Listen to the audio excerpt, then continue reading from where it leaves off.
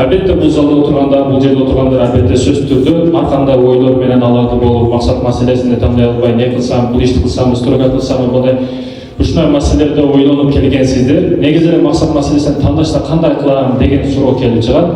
Эгерде максатыңыздар болгондо, иш аракетиңиздер анык так туура болгондо, сиздер мен билем бул жерге келбейт деңиздер. Ошондуктан максатты кандай кылабыз десеңиз, мисалы үчүн жөнөкөй эле бир лист аласыз дагы, лист алып туруп, максатыңызды, оюңузда эмне максаттар бар, эмне сизди алагды кылып атат, бардыгын жазып чыгасыз. Мисалы үчүн мен стройка кылам, мисалы мен сантехник болом, мисалы мен окуйм или башка бирдеке болом. Мечтаңыздагы бардык нерселерди жазып чыгасыз дагы. Бардыгы жазып бүткөндөн кийин кайсы бириге өмүрүңүз жетет, кайсы бири өмүрүңүздү алат. Ошол нерселерди убакыт негизги маселе да, убакыт негизги маселе. Ошондуктан кайсы бирге өмүрүңүз, убактыңыз жесе, ошол маселелерди калтырасыз, калганын өчүрүштү баштайсыз. Кийинкиси ден соолук маселеси, кайсы бириге ден соолугуңуз туура келет. Мисалы стройкада иштей албайм, суук өтөт, же бул маселеде өмүрүм жетпей калат деп, ал калган маселелерди дагы бүт өчүрүштү баштайсыз. Ошентип сизде жете турган, анық аракет кыла турган максаттарыңыз калат ал жерде. Ошондо шылтоолор калбайт сизде. Эч кандай шылтоолор бул жерде калбайт, урматтуу мекендештерим. Ал эми экинчиси ишенч маселеси. Максат койдуңуз, максатка карата аракет башталды, эми сизде ишенч жоголо баштайт. Жетсем экен, алдыңызда бирөө 570 өтүп кетсе, бул ошо күчтүү го, мындай машинаны мен эч эле мине албайм, $100,000 турат, андай мындай деп ойлорду, ар кандай ойлорду ойлошуп баштайсыз. Бул жерде сиздин ишенчиңиз жоголо баштайт. Ишенч негизги маселе максат жолунда. Өзүңүзгө ишенбеген адамга эч ким ишенбейт. Өзүңө ишенбесең сага ким ишенет, урматтуу мекендешим? Ошондуктан өзүңүзгө ишенч болуш керек. Мисалы бир атеист бар, бир мусулман бар. Ишенген адам сөзсүз түрдө жеңет да, бир нерсеге ишенген адам. Ал атеист болсун, башка болсун, ишенбегендерди ишенгендер ар дайым жеңип келген. Буга тарыхтын өзү күбө да. Неге десеңиз, себебин алып карасаңыз, ал бир нерсеге ишенет да. Мусулман, мисалы, мусулман менен атеист уруш кетип турган болсо, мусулман сөзсүз түрдө жеңет, себеби мусулман мен өлсөм бейишке кирем деген ишенчи бар да. Ага өлсө дагы пилус, жашап калса дагы пилус да. Ошондуктан ал эч нерседен коркпойт, акырына чейин барат. Ал жеңилиштен дагы коркпойт, жеңиштен дагы коркпойт. Атеист коркок жүрөгүнөн башка эч нерсеси жок анын. Ошондуктан өлсө дагы коркот, бардыгынан коркот ал. Ишенч маселеси. Мисалы карасаңыз, Бишкекте церковь бар, мечит бар. Церковьга сиз барбайсыз, мечитке келесиз.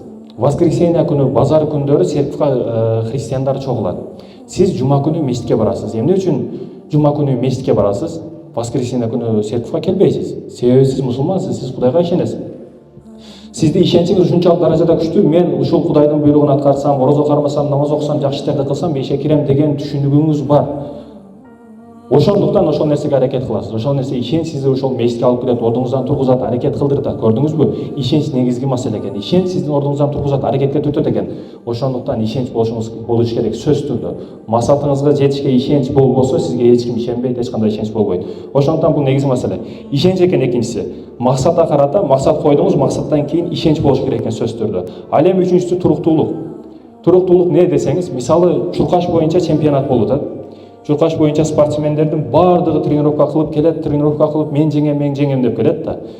Мен жеңем деп бардыгы тренировка кылып келет, бирок чемпион бирөө эле болот. Неге чемпион бирөө болот десеңиз, ал көбүрөөк аракет кылган да. Ал көбүрөөк аракет кылган, көбүрөөк туруктуулук кылган.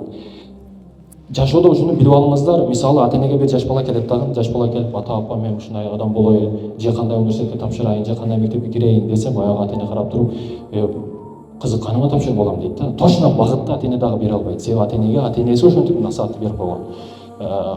Кызыгыч деген нерсенин өзү жок. Мен ошентип ойлойм, кызыгыч деген нерсенин өзү жок. Себеби билесиздер, мен эң жаман көргөн нерсем китеп окуш. Бирок мен күн сайын мажбурлап болбойт дегенде 200 бет китеп окуйм, өзүмдү мажбурлап. Сөзсүз түрдө мажбурлашыңыздар керек. Мажбурлабасаңыз эч нерсеге жетпейсиз эч качан. Сизди жалкоолук жеңип кала берет, оюн күлкү жеңип кала берет, телефон жеңип кала берет. Качан сиз өзүңүздү мажбурлайсыз, ошондо бир чокууга чыгыш мүмкүн. Ишенч негизги маселе экен. Туруктуулук негизги маселе экен. Туруктуу болбосоңуз эч качан эч нерсеге жетпейсиз. Бир нерсени баштап коюш ар дайым оңой. Билесизби, сиз ушуга чейин канча нерселерди баштап койдуңуз, таштап койдуңуз. Спорт залга барам дейсиз, 10 күн кыласыз, 20 күн кыласыз, башка ишти баштайсыз, китеп окушту баштайсыз, күндө 10 беттен окуйм дейсиз. 3 ай, узагы 3 айга чейин барып атасыз да. Ар бир маселеде узагы 3 ай, 4 ай, 5 айга чейин барасыз, таштап коесуз. жаштар 11 класты бүтөт тагын көбүнчө бир жакшы иш аракет кылам, мал бизнес кылам деп айылдарды деле мисалы үчүн ушул иштерди баштайт дагы кичине кылат таштап коет, кичине кылат таштап коет. Неге десеңиз, буларда туруктуулук жок да. Булар мен ушул нерсеге кызыгам деп ойлоду, бирок кызыгышы ал эмес эле да. Кызыгыш деген нерсенин өзү жок. Азыр мен сизге каалаган кесипти айтып туруп, мактап туруп, мотивация берип туруп кызыктырып кое берем мен сизге. Любой кесипкечи. Бирок сизде туруктуулук болбосо ал нерсеге жетүү эч качан болбойт. Туруктуулук негизги маселе экен. Ошондуктан ар бир нерседе туруктуу болуп, өчөр болбосоңуз эч качан эч нерсеге жетпейсиз. Бизнес кылам деп келдиңизби? Бизнести кылыш ал өзүңүзгө байланыштуу.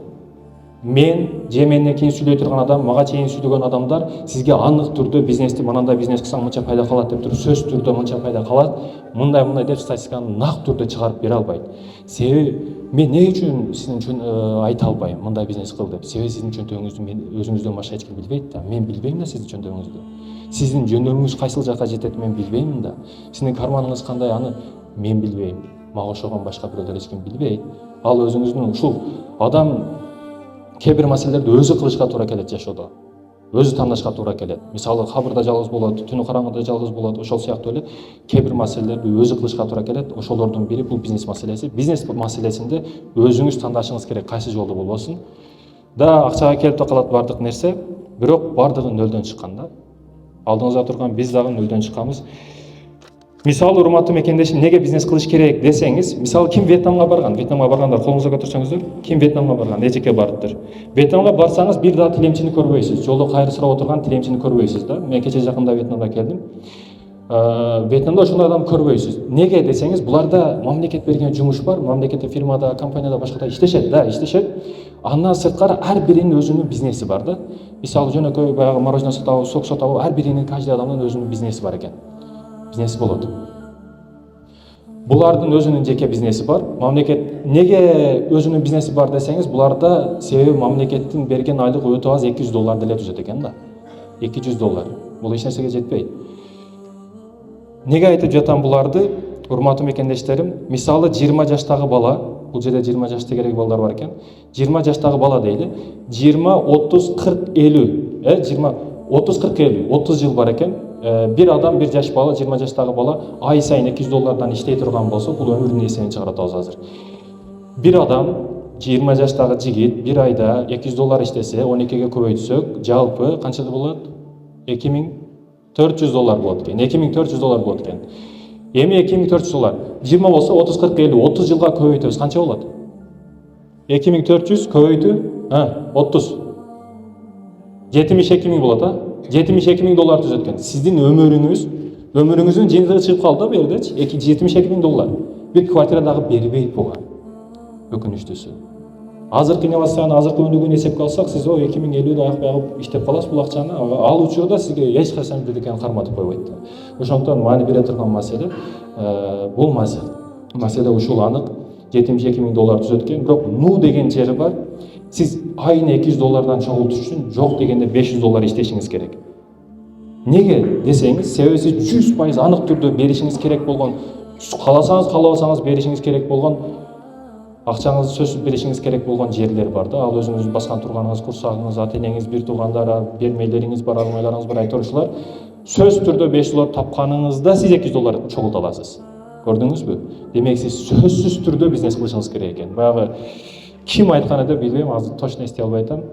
Эгерде акчаң болсо бизнес кыл, калбай калса срочно бизнес кыл деген туура экен да. Демек көрүңүздөр, урматтуу мекендештерим, сөз түрдө бизнести башташыңыздар керек. Ар бир нерсе майдадан көтөрүлгөн, ошондуктан чоңунан кылам, мен мындай болушум керек, $100.000 болуш керек, чоң кафени салышым керек дебеңиздер. Майдага маани бериңиздер.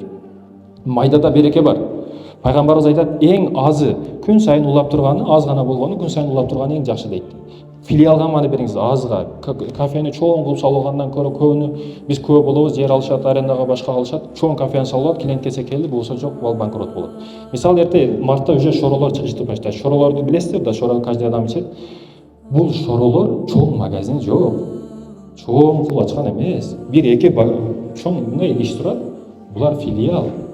Менимче Кыргызстандын жарым монетасы ушуларда турат да. 10 сом, 5 сом деп тоготпойбузбу тыйындарды. Бирок ошо тыйындан миллиондор, миллиарддар чогулат да.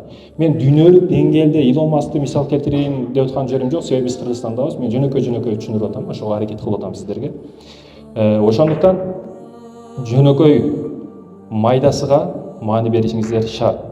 Роберт Кийосакини таанысыздар, жакында Өзбекстанга дагы келип кетти, биз барып катыштык. Дубайга дагы келип кетти, ага дагы барып катыштык. Бул Кийосакинин бардык китептерин окуп чыгып, Бени Пападан баштап бардыгын окуп чыгып, бул бир нерсени айткысы келет да. Мен сиздерге азыр жапалак тилде ушул нерсени түшүндүрүп берем. Бул не десеңиз, актив пассивди айткысы келет бул кишичи. Актив пассив не десеңиз, мисалы, сиз магазинге кирдиңиз, бир лепешка менен каймак алдыңыз. Аны алып келип жейсиз. Эртеси күнү бардыңыз, каймак менен лепешка алдыңыз, ага кошуп, бир кола сникерс алдыңыз. Бул сиздин пассивиңиз болуп калды да. Актив сиз ошол каймак менен лепешка той делеңиз, бирок ашыкча чыгымды коланы сникерс алдыңыз. Сникерс жебей дагы иче берет элеңиз негизи. Ошол лепешка той делеңиз, ашыкча чыгым, булар демек пассив болуп эсептелет. Активиңиз ошол жарай турган нерселер, керексиз чыгымдардан алыс болуу. Мисалы $100 акчаңыз бар чөнтөгүңүздө, аны мисалы нефть базасыга или башка жерге инвестиция кылып коесуз, как инвестор болуп киресиз. Бир айда $150 болуп чыгат ошо $100. Бул демек сиздин активиңиз болуп эсептелет. Эгер ошо $100 телефонуңуз бар, экинчи телефон алып койдуңуз. Ага энисе салыш керек, заряд бериш керек, жок дегенде убактыңыз кетет бул маселелерге. Демек бул сиздин пассивиңиз болуп эсептелет. Актив пассив Роберт Кийосаки китептердин бардыгын окуп чыксаңыз, асты тамыры ушул жерге келип такалат да. Ушул нерсени айткысы келет Кийосаки. Ушул эле китеп менен башка сөздөрдү айландырыш мүмкүн, бирок асты ушуга келип такалат. Актив жана пассив жашооңузду мындай регламентке келтирип алсаңыз, көп чыгашалар бар да сиздечи. Жөн эле чыгашалар бар. Актив пассив маселеси экен. Андан кийин урматтуу мекендештерим, ким сиз кичине жаш жигит келсеңиз бул жака. Азыр 1 мүнөт. Келсеңиз. Атыңыз ким? Алымбек? Алымбек байке. Алымбек байкени карасак, негизи эле адамды 3 бөлүккө бөлүп карасак болот. Бул жыныстык жагы, бул курсак жагы, бул баш жагы да. Алымбек байке мисалы, биз ушул сыяктуу түзүлгөн адамдарбыз. Бүгүн өкүнүчтүүсү адамдар биринчи, экинчи бөлүгүнө акчаны аябай айтат. Бирок муну жак пустой контейнер болуп турат да. Түшүнүңүздөр? Азыр мисалы курсакка десе самсы башка айырмасы жок. Азыр мисалы завтрак кылып келдиңиздер, чай ичип келдиңиздер десек, да, чай ичип келдик. Бирок китеп окуп келдиңизби десем, же Куран окуп келдиңизби десем, кайсы да ооба дейсиз. Мына биздин инвестициябыз каяка болуп атат да, урматтуу мекендештер. Негизи маселе болду отурсаңыз болот. Ушул нерсени айткым келип атат да силерге. Адам 3 бөлүккө бөлүнөт экен. Жыныс жагы, курсак жагы, анан баш жагы. Жыныстык жагын тойдуруп аткандар, нафсисин кумарын тойдуруп аткандар, башкалар толтура. Албетте отелдерде, башкаларда калган ишин кылышып атат. Мисалы 3000 сом отель дейт, бул арзан көрүнөт адамга. Бирок 3000 сом курс экен, английскини үйрөнүп кой десе, бул кымбат көрүнөт адамга. Мына жерди толтурушубуз керек. Бул жерде толтурганыбыз бул тарыхта калат. Тарыхта калган адамдар бардыгын карасаңыз, мына жерди толтурган адамдар. Мына жакты, курсак жакты, жыныс жакты толтурсак, булар туалетке эле барат. Кыскасы нускасы ушул, эгерде башты толтурсак, бул тарыхта калат. Курсакты, жыныс жагыбызды толтурсак, бул туалетте калат. Биз тарыхта калыш тандайлыбы же туалетте калыш тандайлыбы? Кайсы бирин тандайлы? Бул өзүңүз чечишиңиз керек болгон маселе да. Так, мусулмандар бай болуш керек, урматтуу мекендештер. Мусулмандар сөзсүз түрдө бай болуш керек. Илимден качып атат бүгүн, англис тили керек эмес, деп бүгүн баягы кыйын чеченелер чыгып атат да. Илим сөзсүз түрдө керек. Илим сөзсүз түрдө керек, урматтуу мекендештерим. Илимсиз болбойт, билимсиз болбойт. Мусулмандар биригишибиз керек, аракет кылышыбыз керек. Европа биримдиги, Европага ким барган? Европа биримдиги бул, бириккендиги үчүн күчтүү болду. Америка кошмо штаттары, кошулган штаттар болгондугу үчүн булар күчтүү болду. Биз бөлүнүп кеттик, Сирия башка, Африка башка, бүт бардыгы башка. Ошондуктан бизди ар ким башкарып атат да.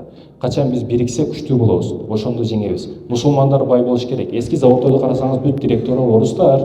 Биз отурушубуз керек ошол жерге негизи. Мусулмандар аракет кылышыбыз керек. Байлыктан качпашыбыз керек. Динибиз байлыкты кылбай кой деп айтпайт. Байлыкты сонун кылып гүлдөтүп, байлыктын ичиге кирип кеткен деп чыкпай койгон деп дагы айтпайт. Адал жолду тандагын дейт. Ислам динибиз сүйбөй кой дебейт, адалынан сүйгөн дейт. Түшүнүктүү болдубу?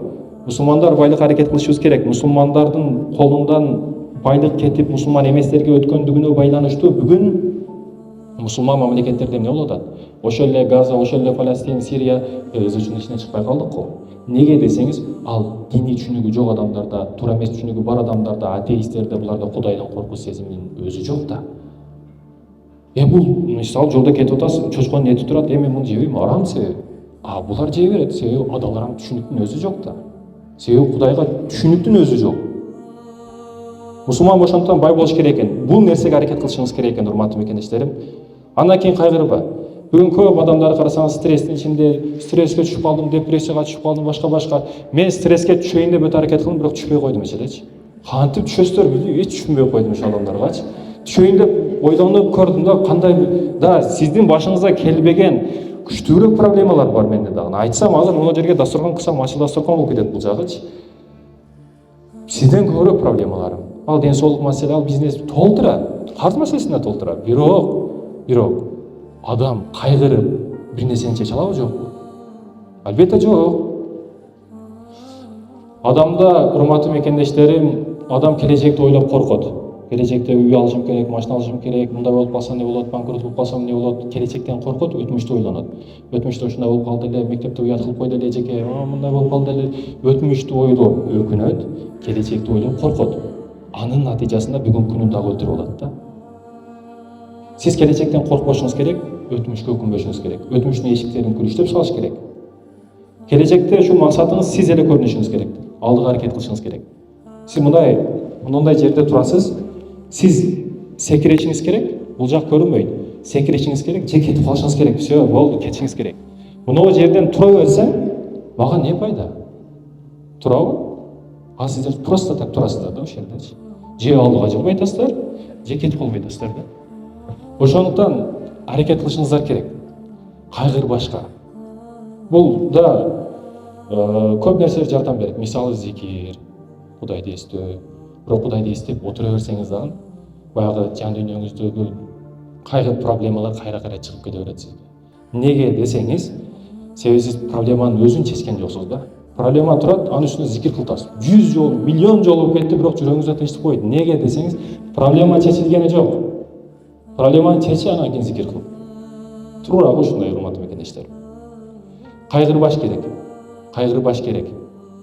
Кайгырбаш керек, коркпош керек. Ниет маанилүү экен.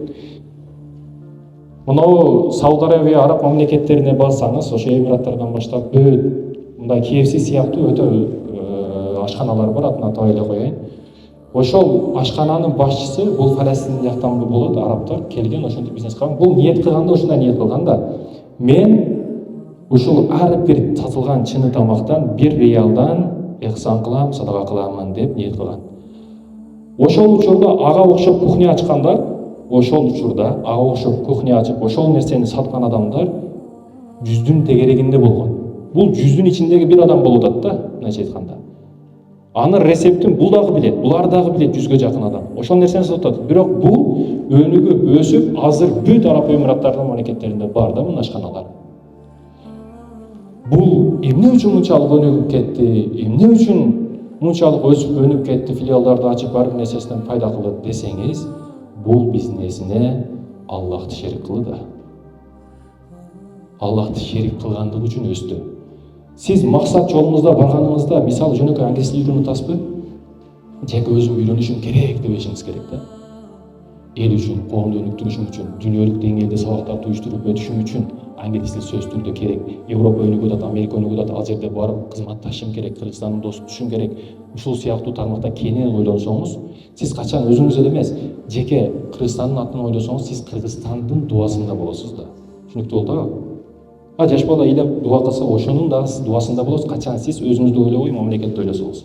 Ар бир нерсени тез үйрөнүштүн жолу жеке өзүңүз үчүн эмес. Себеби ал жактан сигналды Кудай Тааланын өзү берет да. Сиздин ниетиңизди билүүчү ал Кудай Тааланын өзү, адамдар эмес. Эл эмне дейт дегенге киришпеш керек. Эл эмне дейт дегенге киришпеш керек. Эл эмне десе дей берет. Сөз элдики болуп кала берет. Аракет сиздики болуп кала берет. Натыйжа Кудайдык болуп кала берет. Натыйжаны Аллах Таала берет, адамдар эмес. Ошондуктан, урматтуу мекендештер, маани бере турган маселе, эл эмнени көрөт десеңиз, мисалы үчүн бир дарак бар, дарак чыккан, анын тамырлары көрүнбөйт. Тоо бар, тоонун астындагы ичидеги кирген таштары көрүнбөйт. бирок тоо көрүнүп турат да. Кандай кооз тоо дейбиз, кандай кооз дарак дейбиз. А бирок анын ичиндеги тамырлар, таштары көрүнбөйт. Адамдар эмнени көрөт десеңиз, адамдар ийгилигиңизди, бактылуу жашап атканыңызды, машинаңызды, башкаңызды көрүшү мүмкүн. Бирок ага чейинки жеткенге чейин азаптарыңыз, көз жаштарыңыз, эч ким жок калып жалгыз калып кеткен учурларыңыз, бул сыздаган, ыйлаган учурларыңызды эч ким көрбөйт. Өзүңүздү өзүңүз көрөт экенсиз, өзүңүз үчүн аракет кылың. Өзүң үчүн өл жетим деген сөз, бул сөз эң туура сөз. Саякат кылышыңыз керек. Саякат кылган учурда сиз чындап өзүңүз жашап атканыңызды билесиз да. Мисалы Россияга барып келгендер бул билет, клеенканын үстү токтой, суукта калып кетет. Бир жумушту барып өзү кылат да. Мисалы мен азыр Кыргызстанга келсем, Кыргызстанда балдар бар. Мына ишти кылып кой, мына ишти кылып кой деп кеңири буйрук бере берем. Себеби мен Кыргызстандамын. А Европада же бир жерде болсом, ал жерде мен өзүм кылышка туура келет. Ар бир жумушту. Себеби ал жерде тааныштарым жок, муну кылып кой десем, аны иштерди кылып кое турган инилерим жок. Жөнөкөй үйдө эле китепти алып кой десем, мисалы же карындашым же бирөө алып коюшу мүмкүн. А бирок ал жакта өзүңсүн ар бир нерсени өзүң кылышка мажбур экениңди түшүнөсүң бул саякат аркылуу. Мусафир болмайынча мусулман болбойсуң деген эң туура сөз. Сөзсүз түрдө саякат кылышыңыздар керек. Мен сөз түрдө дүйнөнүн четине кетип калып Африкага, анан эч ким барса кайткыс жерлерге, чөпөлгө барып алып аткан жерим жок. Карап, тандап, саздап ошол жерин карайсыздар. Ниет маанилүү экен. Ниет маанилүү экен. Адамдар көргөн эмес, сиздин негизги иш аракетиңизди Кудай Тааланын өзү көрүп турат. Андан кийинкиси, урматтуу мекендештерим, кыска нуска тез жетиштин жолу ар бир эле нерсеге бул дуа. Дуага маани бербей атабыз адамдар. Мында өзүңүзгө сурап берсеңиз, ачык түрдө качан акыркы жолу ыйлап чын жүрөктөн ийгилигим үчүн, келечегим үчүн дуа кылдым десеңиз, жыйынтык жок сизде. Көбүндө жок болот, чындыгында жок болот. Дуа негизги маселе экен.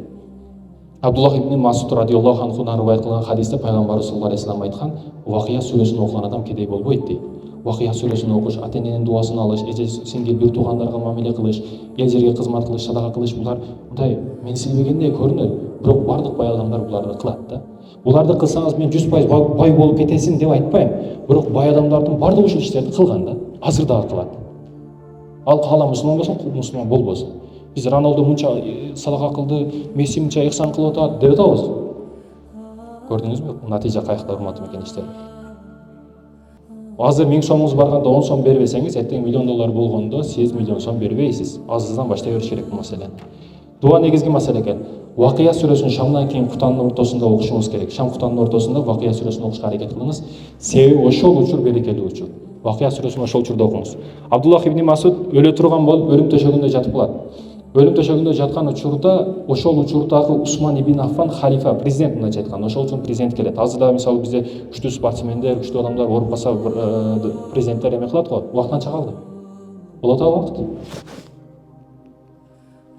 Сөйлөп койбойлу, анан башыңыздарды оорутуп. Анан урматтуу мекендештерим, бул өлүм төшөгүндө жаткандан кийин Усман ибн Аффан өзү келип зиярат кылат. Абдуллах ибн Масудга келип Аллах кабылын сураганда эмнеден арзанасың деген учурда бул сахаба мен күнөөлөрүмдөн арзанам дейт да. Күнөөлөрүнөн арзанат. Мынам жок, үйүм жок, үй сала албай калдым, баламды, кызымды үйлөй албай калдым деген жок. Бул күнөөлөрүмдөн арзанам деди. Андан кийин өзүңө жардам берейин акчадан башкадан. Жок, акчанын кереги жок. Кыздарыңа калат, балдарыңа калат десе, жок, аларга мен Вакыя сүрөсүн жаттатып койдум. Пайгамбарыбыз айткан, Вакыя сүрөсүн билген окуган адам ал кедей болбойт деген. Ошондуктан Вакыя сүрөсүнө маани бериңиздер. Негизи эле Куранга маани бериңиздер. Мен кызыктыруу маанисин айтып атам, бирок сөз түрдө Куранга басым жасаңыз, Курансыз сиз эч кайка бара албайсыз. Дуа экен. Кимде ким 100 жолу ла илаха илля анта субханака инни кунту миназ ла илаха иллаллаху вахдаху ла шарика ла лахул мулку ва лахул хамду юхйи ва юмиту ва хува хайюн ла ямуту ва илайхил хайр ва хува ала кулли шайин кадир 100 жолу күндө айтса, ага 100 хасанат берилет, 100 күнөөсү кечирилет, 100 ийгилик берилет дейт. Бул нерсени айтсаңыз дагы жакшы, нур үстүнөн нур болот. Сөздү кыска кылдык, сөздү бүтүрөлү. Мен акыркы сөздү айтып жатып, мен ушул нерсени айтайын деп атам. Бул сабак бүтөт. Сиз кафелерге, тойлорго барганда кешик алып кетишет го, тойдон чыкканда, маарекеден чыкканда. Ошол сыяктуу куру кол кетпеңиздер деген максатта ошолорду айтып атам. Ушу кешик менен кетиңиздер. Менин сөзүм, мага чейинки сүйлөгөн адамдардын сөздөрү, менден кийинки сөздөр, же Чыңгыз Атматов тирилип келип сүйлөсө дагы сизге эч качан булардын пайдасы тийбейт. Качан сиз өзүңүз аракет кылбасаңыз, өзүңүз бир нерсеге жетпесеңиз, мен Рахматуллах Чубак устаз тирилип келип насаат берсе дагы сизге пайдасы жок. Ошондуктан мен үмүт кылам, бул жерден чыккандан кийин аракет кылыңыздар. жөн эле пустой контейнер болуп жүрө бербеңиздер. Ашкабак болуп жүрө берсең, деп жүрө бербеңиздер. Аракет кылыш керек, урматтуу мекендештер, максатка аракет кылыш керек, жетиш керек. Ассаламу алейкум, рахматуллахи ва баракатуху. Көңүл үчүн чоң рахмат. Алла разы